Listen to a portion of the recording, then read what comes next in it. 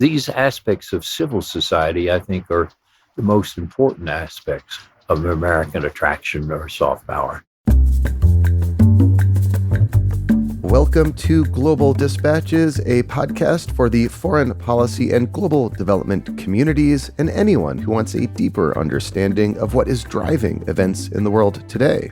I'm your host, Mark Leon Goldberg. I am a veteran international affairs journalist and the editor of UN Dispatch. Enjoy the show.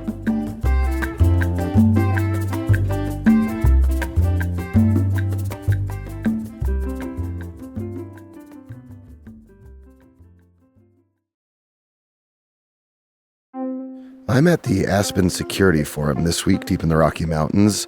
You may be able to tell by some of the ambient background noise. The Aspen Security Forum is one of the higher profile foreign policy and international security conferences. It tends to attract big players: Linda Thomas Greenfield, Antony Blinken, CIA Director William Burns, National Security Advisor Jake Sullivan, the UK Foreign Secretary James Cleverly, China's new U.S. Ambassador Xi Feng, and many, many more are all in attendance. For such a high-profile gathering, it's a rather intimate affair, a deliberate consequence of the pristine mountain setting, I'd say. As I record this, the conference is just wrapping up. These conferences tend to be target-rich environments for snagging great guests for the podcast, and I have some excellent episodes coming up for you, including a conversation with the most recent Nobel Peace Prize laureate, the Ukrainian human rights lawyer, Oleksandra Matviichuk. And I also spoke with Kenya's National Security Advisor, Monica Juma. Today, I bring you my conversation with one of the conveners of the conference, Joseph Nye. He is, of course, a legendary international affairs scholar, most famous for coming up with the concept of soft power, and much of our conversation focuses on soft power competition between China and the United States. So here is my conversation with Joseph Nye, recorded live at the Aspen Security Forum.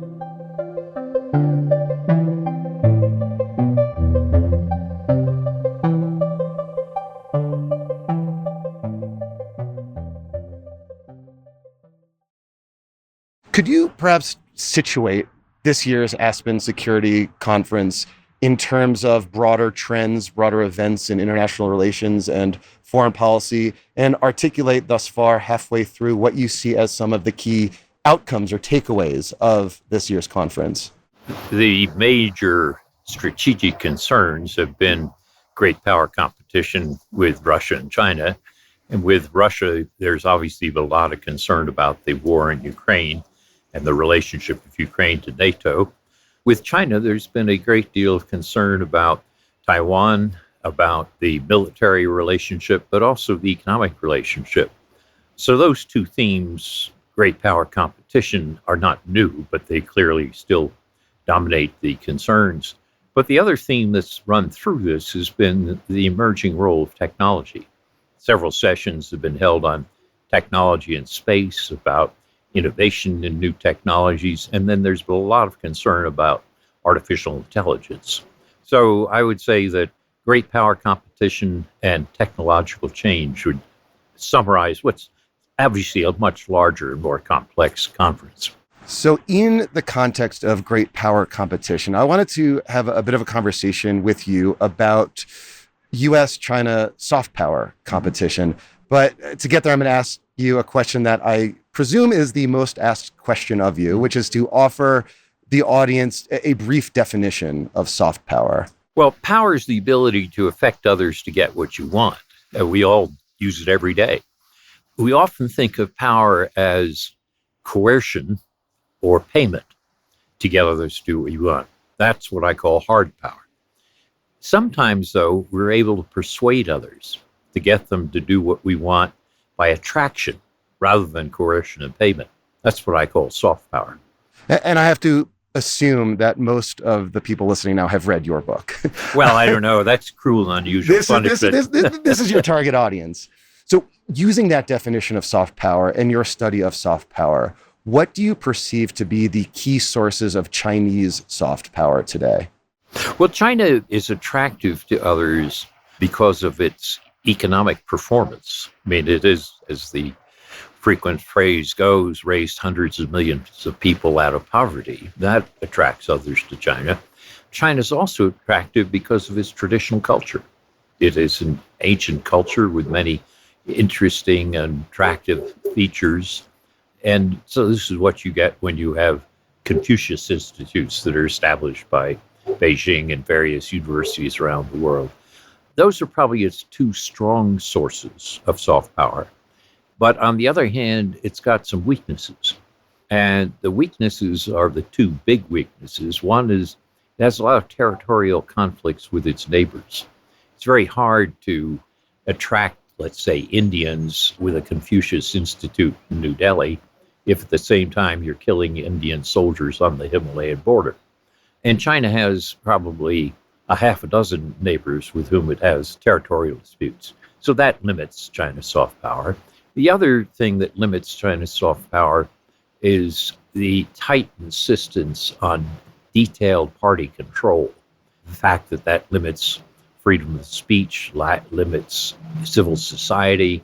You get things like a great Chinese artist, Ai Weiwei, who is essentially thrown out or locked up. And that affects not just China's neighbors, but affects people in Europe, Japan, Australia, and the US. So those are the two limits on Chinese soft power, which I think more than balance the two assets. So interestingly, when you discuss China's neighbors and the territorial disputes it has with many of them, some of these countries, at least, are countries with large Chinese ethnic diaspora populations. How does that impact soft power dynamics? The Chinese diasporas in Southeast Asia is a double-edged sword. I mean, there's some who then regard China as the mother civilization, are attracted to it. But the Chinese diasporas are minorities which are often economically privileged and sometimes run into local resentments, ethnic resentments. And so the extent to which they are seen visibly to be promoting Chinese interests, they may undercut their own positions at home. So it's a double-edged sword. Beyond like the Southeast Asian region, you mentioned earlier that one of the key sources of Chinese soft power is the economic miracle, the undeniable economic miracle. How do you see the elements of that soft power manifesting itself in, say, Africa, or perhaps even in Europe, although I think Chinese diplomacy has hit some few hiccups in Europe in recent years. But are there like anecdotes or evidence you could cite to suggest to you the impact of this soft power? Well, China has tried to project this soft power through its Belt and Road Initiative, and it has used that as a way to support infrastructure and economic relations with a wide range of countries, hoping that it makes it more attractive. It's not getting a very good return on its investment. If you look at the polls that are done by the Pew Charitable Trust, which is a very reputable polling organization, it finds that in almost all continents except Africa, the U.S. is much more attractive than China. The African case is the exception in the sense that the U.S. and China are virtually tied for attractiveness. So even though China is trying with its BRI to make itself more attractive and increase its soft power, it hasn't worked in most of the world. How would you assess the state of American soft power today? Well, American soft power goes up and down. I mean, if you look back in the 50s, it was relatively high. In the 60s, it goes down because of Vietnam War. In the 70s and 80s, it recovers.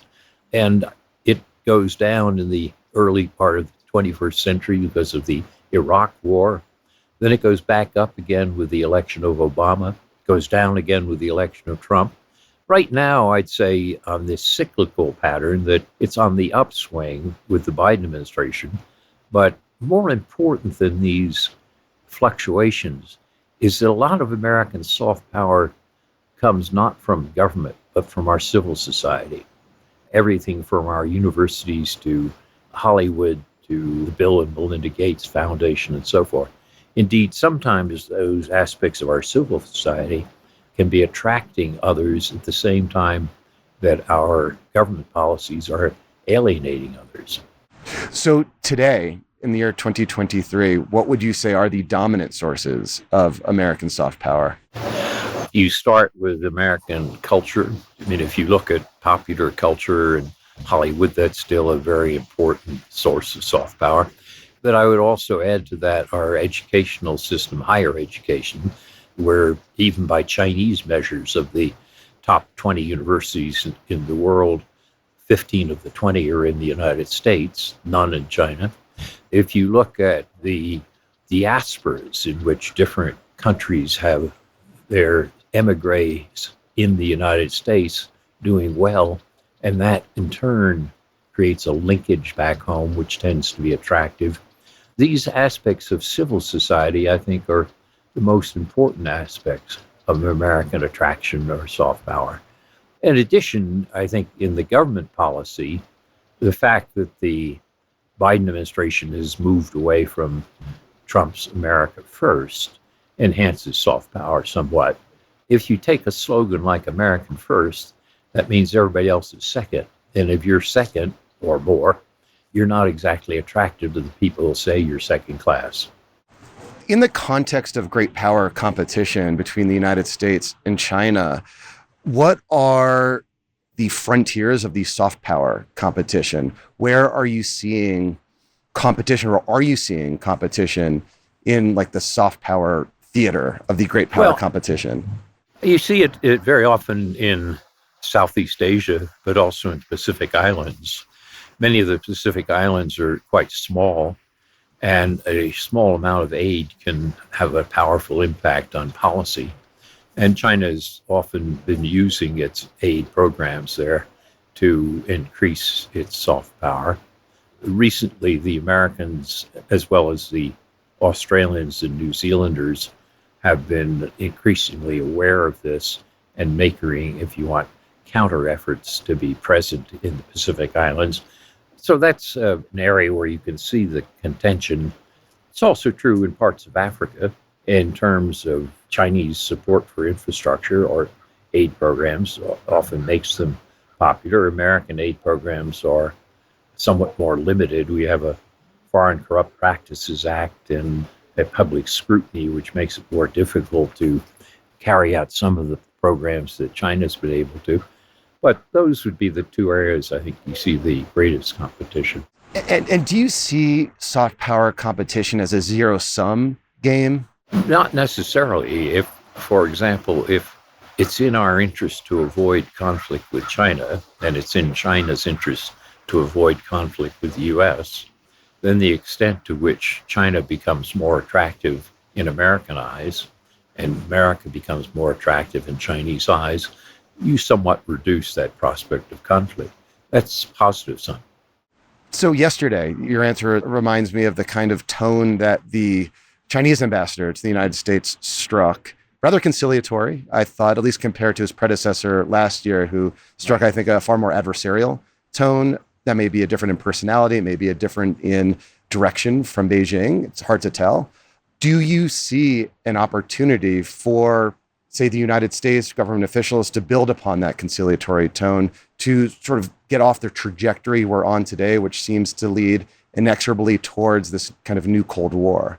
A Chinese ambassador, whether it's last year Xi Gang or this year Xi Feng, they're representing Beijing. No, there's just not the personality difference there. If the policy in Beijing has switched toward isolating the Americans or confronting the Americans to doing a certain amount of cooperation with the Americans, the ambassador is simply reflecting that. And Chinese policy has changed somewhat. As their economic problems get worse, they've realized that being at cross purpose with the United States is too costly, and they want to relieve that somewhat.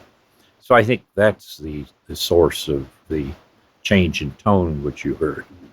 So lastly, we're cooking in the Colorado sun here, so I'll wrap it up. But going forward in the coming weeks or years or months, are there indicators that you'll be looking towards that will suggest to you the trajectory of U.S.-Chinese competition, whether or not we'll be locked into a Cold War, or whether or not, on the other hand, we can escape that trap?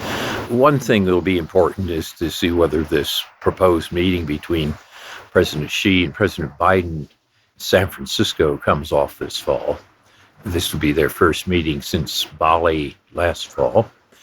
And we'll look for more type exchanges like we saw with Secretary of Treasury Janet Yellen, National Security Advisor Jake Sullivan, and so forth. But in addition to that, I think we want to keep an eye on Taiwan. And when the Americans, our official position is one China, when the Americans seem to be eroding the one China policy by certain visits at a high level and so forth, the Chinese respond by cutting back on ties with the U.S. And we'll have to see whether both sides manage that well or whether it gets out of hand. Professor Nye, thank you so much for your time. I know you are in very high demand this week, so I do appreciate taking some time to speak with me. My pleasure.